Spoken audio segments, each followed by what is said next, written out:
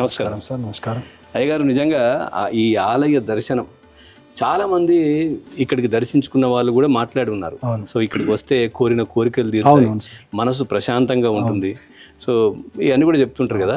So మనం ఇక్కడ నుంచి మొదలు పెడదాం. సో రాగానే వినాయకుడు విగ్రహం. వినాయకుడు సార్ మొదట ఏ పూజ చేసినా గణపతి దర్శించుకోండి కాబట్టి ముందు రాగానే విఘ్నేశ్వరుని దర్శనం. ఈ ఆలయ స్ట్రక్చర్ కూడా మనం చూస్తే ఒకటి చాళుక్యుల కాలం లాంటిది అనిపిస్తుంది, ఇంకొకటి పూరి జగన్నాథ్ ఆలయంలో కూడా ఇట్లే కనిపిస్తుంది. అవును సార్. ఏంటి దీని కారణం ఏంటి అసలు? మొత్తం రాతి సార్ ఇది. ఇక్కడ సోమభూపాలుడే రాజు సార్, పరిపాలించేవాడు.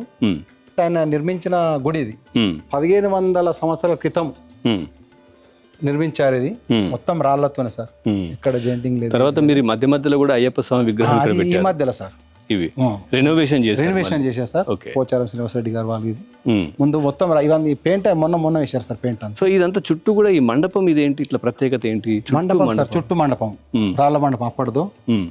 అక్కడ కళ్యాణం ఉంది, ఇది అక్కడ మండపం మొత్తం అప్పడే సార్.